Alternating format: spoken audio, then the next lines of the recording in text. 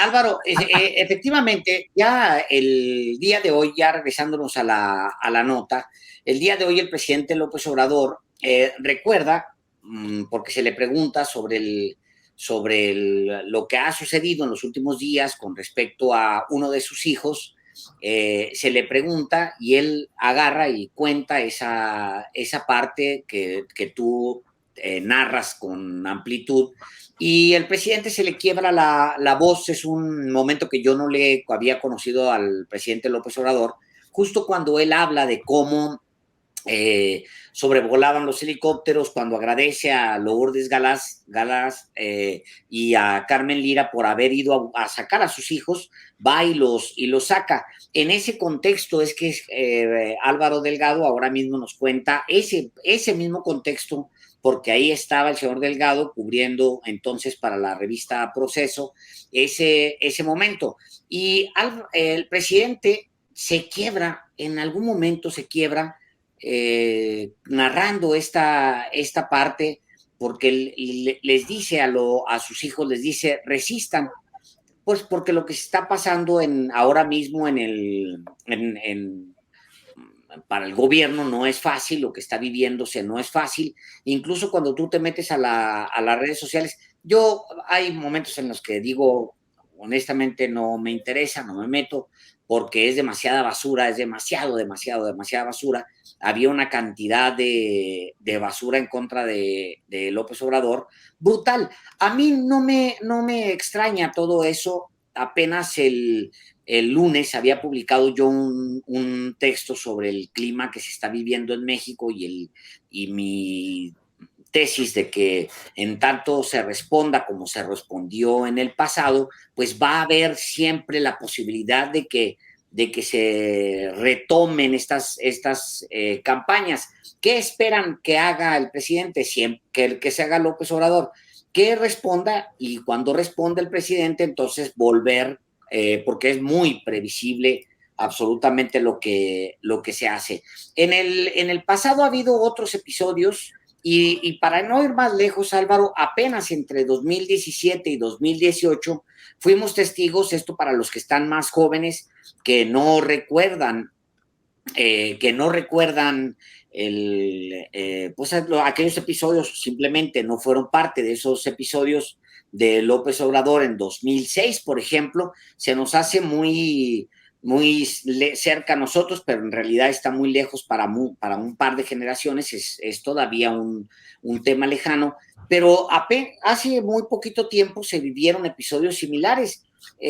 Recordemos que esto, primero creo que se dan dos eventos. Un primero es con las conversaciones que tiene Cambridge Analytica en México con distintos actores de la política mexicana. Recordarás, Álvaro, que vienen a México a conversar con, pues con el PRI, primero con el PRI. Ahora verás, este es un texto en donde Dolia Esteves cuenta cómo una de las firmas que manipula a las redes sociales, para que ustedes tengan mucho cuidado, porque es que ahora están las redes sociales, híjole, con mucho respeto, pero también las redes sociales son manipulables, como lo hemos visto. Y aquí está, ¿quién está ahí al centro en esta fotografía? Pues Ernesto Ernesto Cordero. Cordero. Así sí. Es, Ernesto Cordero. Ahí creo que se salió de foco, pero lo voy a acercar, perdón. Lo voy a acercar. Es Ernesto Cordero, que se reúne con la gente de Cambridge Analytica. Aquí para que se vea un poco más. Es Ernesto Cordero, reunido con Cambridge Analytica, y la que está a un lado es, por cierto, la senadora Lilia del PRI, Lilia por Chihuahua, Merodio. De Chihuahua, Merodio. Lilia Merodio, así es ella. Bueno, esto es en 2007, cuando se empiezan a tener acercamientos con el PAN y también con el PRI. Esta mujer que estamos viendo ahora mismo, es ella la que se acerca. Son fotos que comparte en su momento la periodista Dolia Esteves. Tiene reuniones con distintas personas ahí en el Senado de la República. Bueno, no solamente es esa reunión, sino varias reuniones más que tiene Cambridge Analytica. ¿Qué es lo que sucedió con Cambridge Analytica? Que se le cae el teatro. Es esta persona, la representante Arielle Dale Carro, o Ariel Del Carro, que es la que estaba a cargo de operaciones de Cambridge Analytica en México con el senador Ernesto Cordero. ¿Y qué es lo que sucede con esta? Porque era la primera que se iba a utilizar para manipular las redes. Este es un texto que se publica en ese entonces de cómo se extraían los datos de la gente para hacerle llegar información torcida en contra de los que no pagan, básicamente, en contra de los que no pagan por estos servicios. ¿Quién lo utilizó esto? Lo utiliza Donald Trump, y Donald Trump lo utiliza y entonces empieza un movimiento que termina por cerrar Cambridge Analytica. Cambridge Analytica británica había participado en distintas elecciones y estaba lista para participar en México y se le cae el teatro. Es porque se mete en Estados Unidos, moviliza allá el voto para Donald Trump, y cuando ya llegan a México llegan ya muy debilitados y terminan hundiéndose. Lo que quiero decir es, eso de las redes, ahora existen las benditas redes sociales, aguas, porque eso también es un mito. No confiarse en las redes sociales al 100% porque las redes sociales también son manipulables. De hecho, gran parte de lo que hizo Cambridge Analytica con la campaña de Donald Trump fue utilizando Facebook, por ejemplo. Y luego se da a conocer, el presidente mismo da a conocer, Álvaro, que hay una serie de empresarios que han decidido utilizar Cambridge Analytica y eso termina por enfriar la presencia de esta empresa. Aquí, por ejemplo, ya en 2018, dice López Obrador, en plena campaña, dice que empresarios como Claudio X González, si les suena, bueno, pues tienen ustedes toda la razón, Claudio X González y otros empresarios habían contratado a Cambridge Analytica para manipular las redes sociales, como lo habían hecho a favor de Donald Trump en aquella campaña.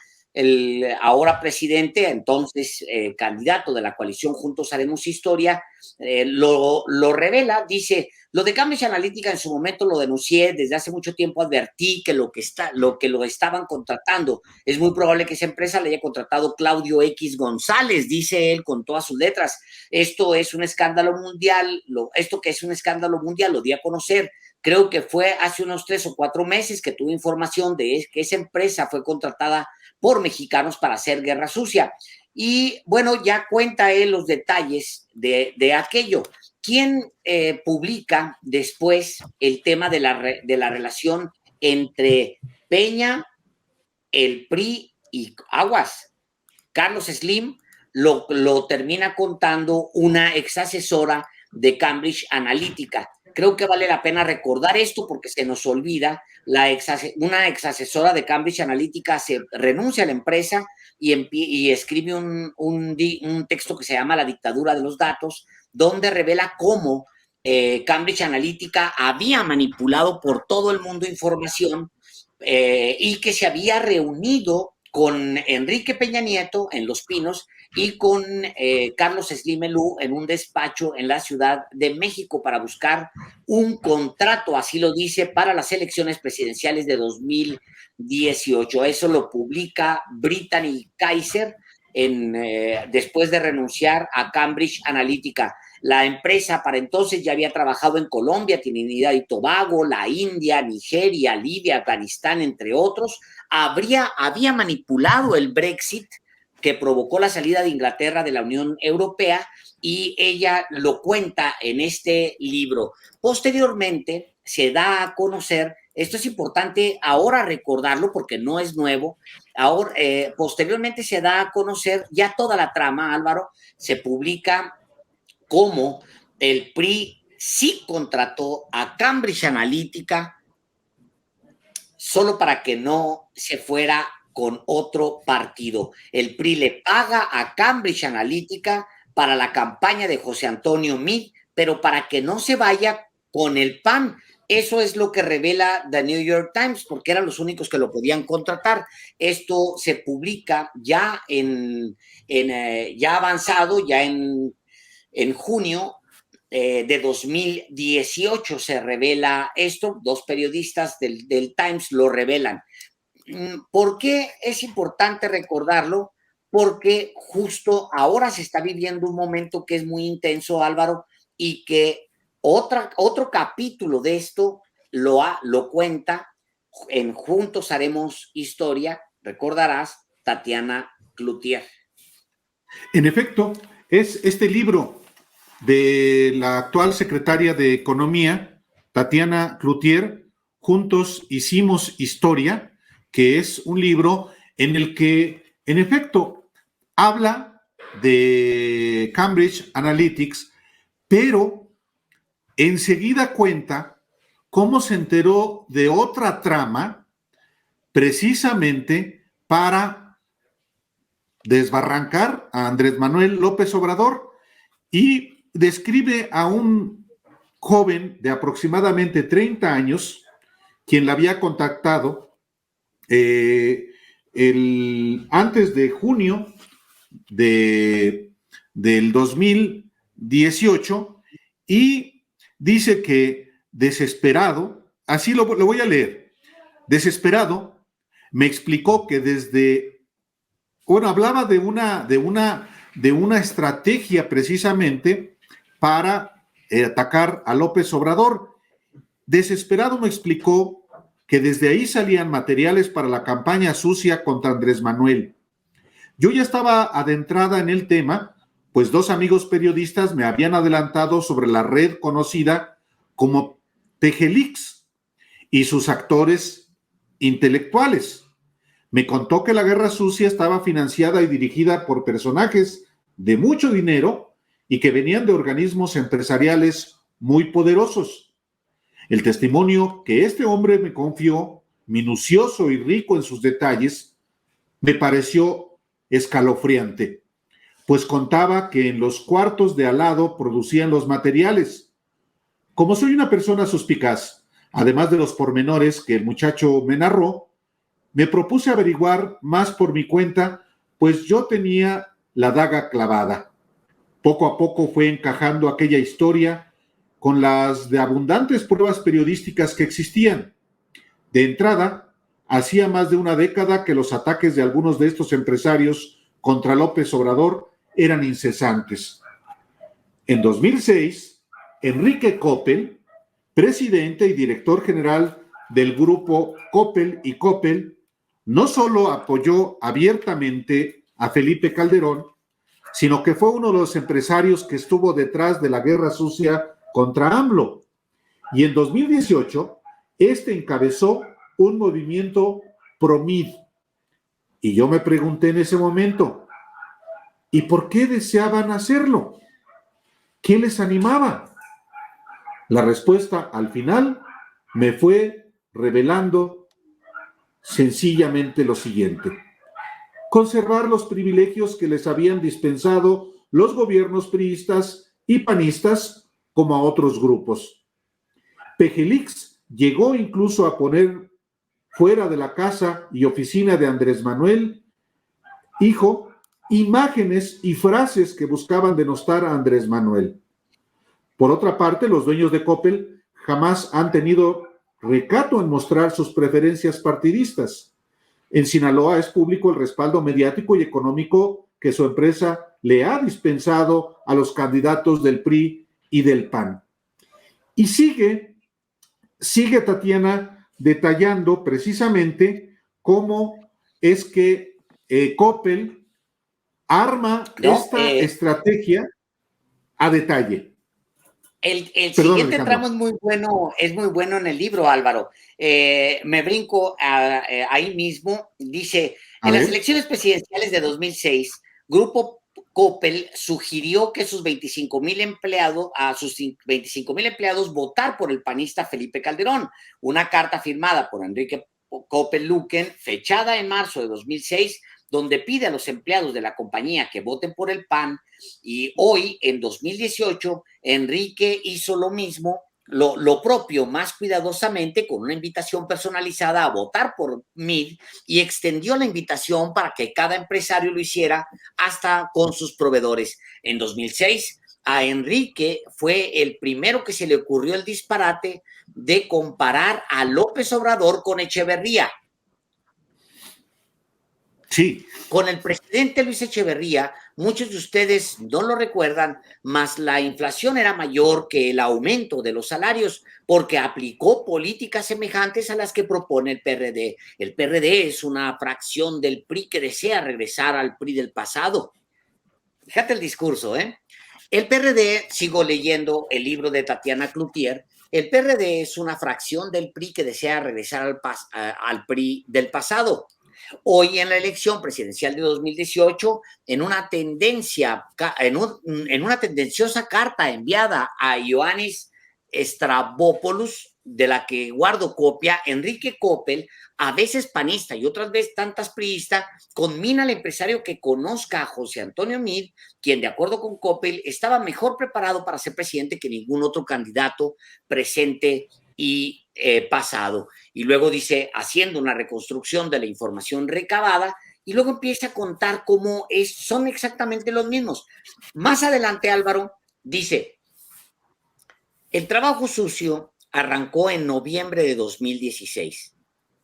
Correcto. Expertaria, contratando a una granja de trolls cibernéticos, se encargó de incubar perfiles apócrifos y páginas de apoyo a Ricardo Anaya en distintas redes sociales como Facebook, Twitter e Instagram. Cerca de 100 empleados, entre publicistas, diseñadores gráficos, editores de video y un nutrido equipo de community management, se encargaban de producir alrededor de 20 guiones diarios que en cuestión de minutos se traducían en videos y memes contra el tabasqueño. De acuerdo con análogos testimonios, me enteré de que los encargados de pautar los contenidos en redes sociales, ordenados y vigilados por Rojo, llegaron a pagar hasta 50,000 pesos para que un video o un infamante meme se viralizara. Sin embargo, dicha empresa no trabajaba sola. Otras células ubicadas estratégicamente en Guadalajara, España, y Santa Fe, en la Ciudad de México, trabajaban infatigablemente en aquella descarnada guerra sucia. Hasta marzo de 2018, el equipo tenía su principal centro de operaciones en la calle de Berlín, 245, Colonia del Carmen, en la delegación Coyoacán, en la Ciudad de México. Y ahí empieza un capítulo que es un poco más conocido y que vale la pena quizá leer un par de párrafos más, Álvaro, porque vienen nombres importantes. Sí, Tatiana Cloutier, en este libro, Juntos Hicimos Historia, cuenta lo siguiente. Después, dice, si la estrategia en verdad aspiraba a ser eficiente, no podía quedarse en el terreno de los memes. Necesitaban contenidos más elaborados que fueran capaces de lesionar a nuestro candidato. Se presume que Agustín Coppel se reunió con Enrique Krause para encargarle que prepararan contenidos intelectuales más refinados. La encomienda le fue asignada a Fernando García Ramírez, columnista del Financiero y miembro del Consejo Editorial de Letras Libres, la publicación dirigida por Enrique Krause. La amistad entre el historiador mexicano y el empresario sinaloense es añeja y reconocida públicamente. En varios de sus libros, Krause le agradece a Coppel su apoyo financiero. Me llamó la atención, dice Tatiana Cloutier, que escudriñando aparecía que el 15 de diciembre de 2016, Rojo Mancillas, quien se presenta públicamente como filósofo, consultor de empresas privadas y editorialista, fuera enviado por García Ramírez a escribir un texto en la revista Letras Libres, propiedad de Krause. Carente de experiencia periodística e incapaz de sobresalir en el terreno intelectual, el resultado fue una reseña cinematográfica superficial. Pero pone estos datos Tatiana Viene, Cloutier porque síguele. Claro, dilvana con este exdiputado del PAN. claro, La claro. participación de García Ramírez, personero de Krause, y quien, de acuerdo con lo que nos informaron, terminaría participando como asesor del cuarto de guerra de Ricardo Anaya, candidato del PAN a la presidencia de la República, consistiría en preparar las investigaciones especiales contra López Obrador y su círculo cercano. El equipo de García Ramírez, conformado por una brigada de escritores y periodistas de alto rendimiento, sería el encargado de desarrollar tópicos maniqueos como la supuesta injerencia rusa a favor de AMLO, la cual fue desmentida categóricamente por la propia Russia Today. Algunos de los temas que el consejero editorial de la revista Letras Libres comenzó a remover no solo fueron a parar en las columnas que firmaban El Financiero, sino que difundía a través de artículos de prensa y publicaciones en las redes sociales que manejaban los trolls de Berlín. AMLO y sus problemas con la democracia, el eje México-Caracas-La Habana y el delirante artículo La amenaza rusa en México, entre muchos otros. Los contenidos que adolecían de soporte periodístico fueron a parar a la página de pglix.org, un portal que, según decía, tenía el supuesto fin de evidenciar a través de averiguaciones periodísticas la faceta más oscura y desconocida de López Obrador. Para no comprometer su imagen de intelectuales independientes y objetivos, la mayoría de estas supuestas investigaciones especiales se amparaban en base a datos anónimos.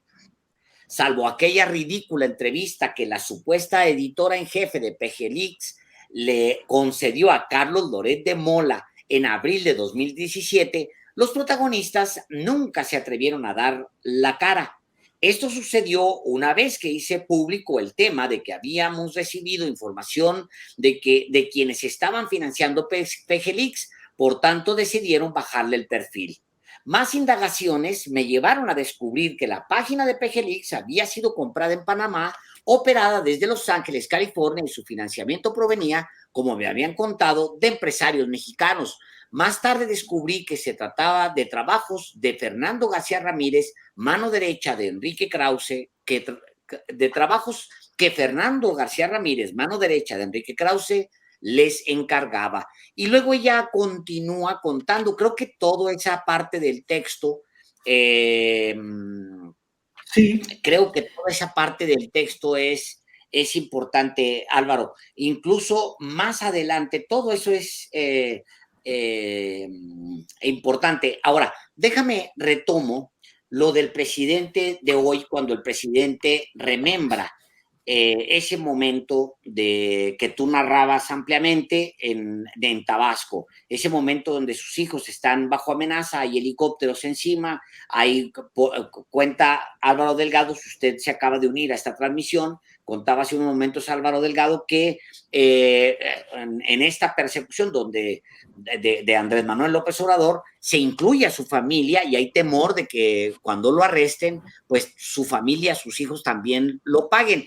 Es importante, Álvaro, porque es un andar permanente bajo el acoso y la presión de casi los mismos actores, Álvaro. Es impresionante que esos episodios que cuentas tú de Tabasco son episodios que perfectamente que reúnen ahora mismo a los mismos actores. Fíjate nada más, habla en las dos páginas que leímos de Tatiana Cloutier, mencionamos a Carlos Loret, a Enrique Krause, hace un momento con el tema de Cambridge Analytica, a Claudio X González Padre, mencionábamos las campañas en las redes sociales, etcétera. Todo esto para decir, Álvaro, que, fíjate, nada más agarrando aquí, el siguiente párrafo del libro de Tatiana Cloutier dice, Es que, perdón, pero nada más para que la gente se dé cuenta. Por otra parte, dice Tatiana Cloutier, no era casual que los temas se repitieran en varios artículos periodísticos. Otro de los cometidos que tenía el equipo de Krause García Ramírez era realizar investigaciones especiales que posteriormente eran publicadas en formato de artículos de opinión en distintos columnistas que se presume fueron Fernando García Ramírez, Pablo Iriart, Julio Madrazo, Ricardo Alemán, siempre caracterizados por el pensamiento anti-López Obradorista. Y si tú te sigues, Álvaro, sigue saliendo y siguen saliendo los mismos nombres a los siguientes párrafos. Menciona, dice Vicente, dice ella, mis indagaciones, ya casi al terminar ese capítulo, Álvaro dice, mis indagaciones comenzaron a hacerse cada vez más nítidas, pues desde hace años Enrique Krause ha prestado servicios a los gobiernos de Vicente Fox, Felipe Calderón y Enrique Peña Nieto, realizando métodos y persistentes ataques contra López Obrador. En los últimos 10 años, Krause ha recibido el apoyo financiero de Grupo Coppel y en particular de Agustín Coppel. Tampoco podemos olvidar que en 2002 y 2016 las compañías del empresario cultural recibieron del gobierno federal más de 162 millones de pesos mediante contratos de adjudicación directa. El historiador juega en varias pistas, dice, durante las administraciones federales de Vicente Fox, Felipe Calderón y Enrique Peña Nieto, la editorial Clio, Libros y Videos S.A.D.C.B., cuyo director general es precisamente Krause, recibió 103 millones 93 mil pesos para promover el trabajo de distintas dependencias federales. Cabe subrayar que durante la administración del panista Vicente Fox, Clio se llevó tal, y aquí ella hace su trabajo. Sí. Me regreso al planteamiento, Álvaro. En los siguientes 2 años y medio, que es lo que le queda al presidente López Obrador, esto que vimos ahora mismo, lo que vemos hoy, lo que me asomé hoy, que decías tú al principio del noticiero, Álvaro, que me asomé hoy y vi que es infame, por el gesto que tiene el presidente López Obrador, que se conmueve cuando recuerda cómo sus hijos eran, y él mismo era perseguido. Esa basura que vimos, de la que está llena ahora mismo las redes sociales, pues tienen una explicación, no vienen de la nada, tienen una explicación ya, y la explicación ha estado ahí, y lo que debería estarse razonando en ciertos grupos de aliados del presidente López Obrador es que esto va a arreciar, esto no va a disminuir. La semana esta, que ha sido una semana complicada estos 2 días, y lo sumo los días de la semana anterior, eso no va a bajar. Eso es apenas el comienzo de una estrategia que se va a poner todavía más y más y más complicada, Álvaro.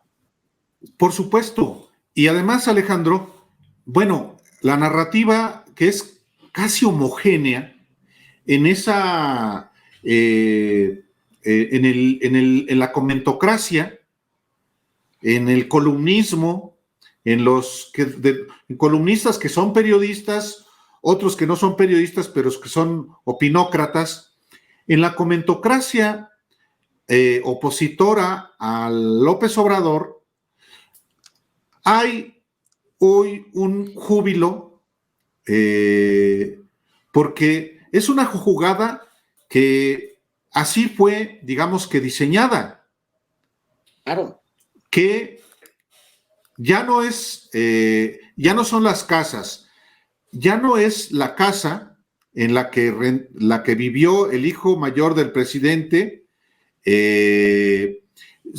ni siquiera son las dos, es la casa gris. Es la lógica que yo ayer apuntaba de Claudio X González, comparar la Casa Blanca de Peña Nieto con la Casa Gris de José Ramón López Beltrán.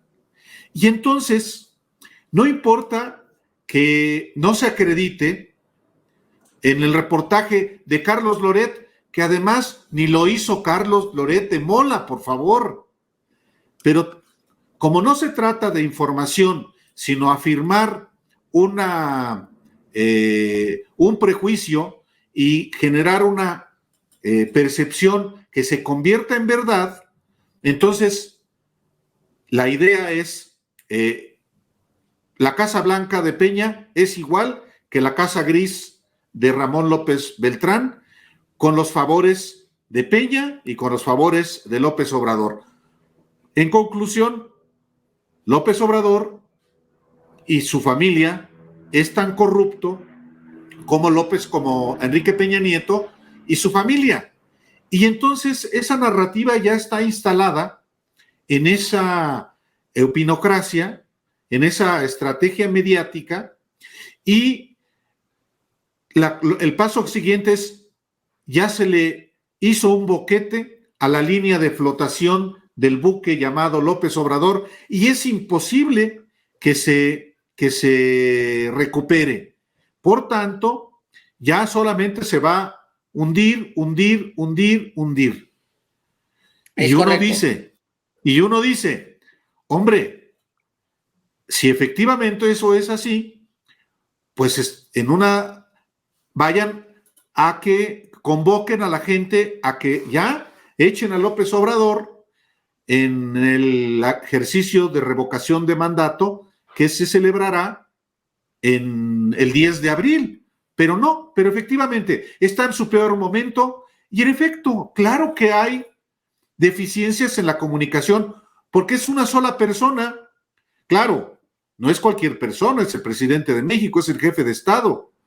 Pero, como ayer lo dijimos, 17 días después, el hijo mayor, que ya tiene 40 años, que sí tenía 14 años cuando los helicópteros sobrevolaban sobre su casa, y los hijos y sus hermanos eran menores, tenían 12 y 10. Sí, pero ahora José Ramón tiene 40 años, y antier que responde, lo hace de una manera, a mi juicio, muy superficial, y por tanto da lugar, y deficiente, errónea, y por tanto da lugar a que, pues, otro conflicto de interés. ¿Y ahora cuál? No, pues que trabaja con los hijos del amigo del presidente, lo cual es verdad. O sea, sí trabaja. Hay conflicto de interés, habrá que ver, pero eso es consecuencia. Oye, si mi papá es presidente de México, es servidor público, pues yo vendo chicharrones, o vivo de mi mujer, total, o me dedico a algo que ni siquiera sugiera. Entonces, pues sí, eso es lo que está pasando ahora, y bueno, esto va a ser una constante, y ahí sigue el otro hijo, Andrés, que a lo mejor no hay nada, pero pues a lo mejor anduvo con una modelo guapísima, y esa modelo es prima del amigo de un señor que no vino a la fiesta. Pues hay conflicto de interés, porque esa es la idea, porque se fabrican percepciones, se fabrican mentiras. Lo está diciendo uno de los asesores políticos muy relevantes en este país, que es el ciudadano Alasraqui. Así es, tal cual. Ese es redondo. No importa que digas mentiras en lo que se las quitan, porque es lo que dice Alarraqui en esa conversación que tiene con Madrazo. Con Roberto Madrazo. Con Roberto Madrazo, cuyo plan es el dueño de Latinos. Le dice, no importa, tú cuentas mentiras. Aquí como la manera de ganarle a Morena es contando mentiras de Morena. Es lo que dice Alarraqui en esa conversación. Ahí está, para quien no la podemos transmitir aquí, no la podemos transmitir, pero usted la puede localizar en el Twitter, la cuenta de Twitter de Álvaro Delgado. Ahí la acaba de soltar hace una hora aproximadamente. Pero la respuesta, Álvaro, y las respuestas más planeadas, y voy más que es lo que en el fondo debería estarse analizando. La respuesta mal planeada del hijo de Andrés Manuel, del presidente López Obrador, y la respuesta no, nula, o el silencio que hay de los aliados del presidente, porque yo no veo a Morena, porque yo ni siquiera he visto dónde anda Mario Delgado en medio de esta contingencia, no veo yo de dónde están los aliados del presidente. En medio de la contingencia, Álvaro, ¿qué es lo que sale, qué es lo que tuitea el mismo Carlos Loret? Voy a compartir esta imagen que él compartió, creo que fue hoy por la mañana, en su cuenta, o anoche creo que te la mandé en su cuenta de Instagram. Se las comparto, es esta. Ayer, esa fue ayer, sí, por supuesto. Es de ayer. Y pues cómo no van a estar contentos. Pues cómo no. Lo dice el periódico Reforma el día de hoy, que efectivamente la respuesta es deficiente y le da armas. La respuesta del hijo del presidente es muy deficiente y le da armas también. Ahora, aprovechamos para decirle otra vez al hijo del presidente, pues, vamos a platicar el tema, platiquémoslo aquí, que soporte las preguntas de estos dos periodistas, platiquemos. Mala leche no hay aquí, eso se lo podemos garantizar, ni tenemos la intención de destruirlo y hacerlo pedazos. Bueno, pues que converse, que el hijo de Andrés Manuel López Obrador, el presidente de México, pues acepte una entrevista con los periodistas, hombre, que lo converse aquí, que tenga la oportunidad de plantearlo aquí, que se hagan las preguntas que al final, Álvaro, al final termina haciéndose la gente. Si no se las hacemos nosotros a alguien más se las va a hacer. Pues que nos acepte una entrevista, ya le dijimos los dos, en dos momentos, Álvaro y yo, ya lo invitamos, nos dijo que no, pero bueno, ahí está la invitación otra vez.